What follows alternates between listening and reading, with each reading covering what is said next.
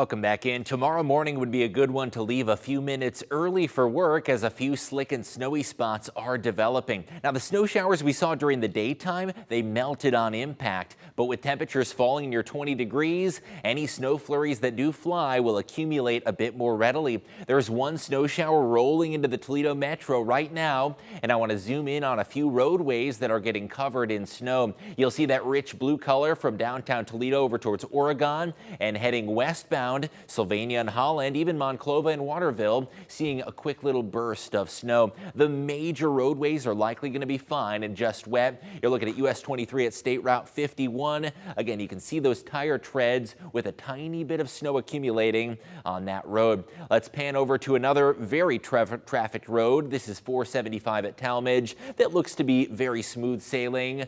Those interstates and highways likely to be fine. The smaller roads, though, could still have some snow on them. This is Central and Reynolds right now, and you can see those tread marks from cars and from the snow that has recently accumulated. Doesn't take much snow to cause slick conditions. Southern Michigan also seeing snow from Monroe and Luna Pier over towards Dundee, where the snow is still coming down. Temperatures have fallen to 24, and that makes the snow accumulate a little more easily. Tomorrow, we're going to see another quick moving system. Nothing to write home about, just about 1 inch of snowfall, but one of the biggest impacts out of this one's going to be the gusty winds. If you live in a rural area, could see a little bit of blowing and drifting as a result of those strong southwest winds. Let's time it out. It's going to be a dry morning, albeit a cold morning. Again, leave for work a couple minutes early just in case there are some slick or snowy spots. By the dinner time hour, when you're heading home from work, snow begins to approach Lucas County and the I-75 corridor. By about 6 to 7, snow moving off to the lakeshore counties,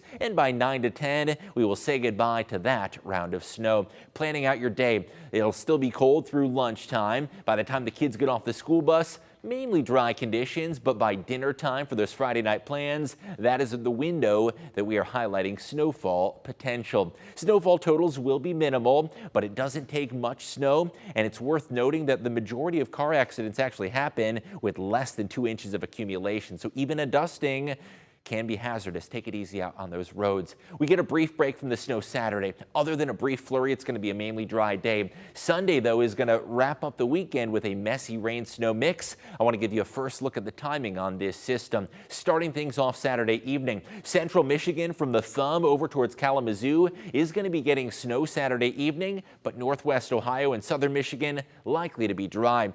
When you're sleeping Saturday night, we're going to start to see a storm system roll on through. There's going to be a frontal boundary stalled out almost directly over the viewing area, and that'll correspond to the rain-snow line. Northwest Ohio is likely to see primarily rain and a slushy mix, and central Michigan could see a band of steady snow. Now, that front is eventually going to drag its way to the south, but by that point, we're already going to have squeezed out a lot of the moisture from this system. Could see some snowflakes in Toledo with a slushy coating, but overall the travel impacts are going to be minimal.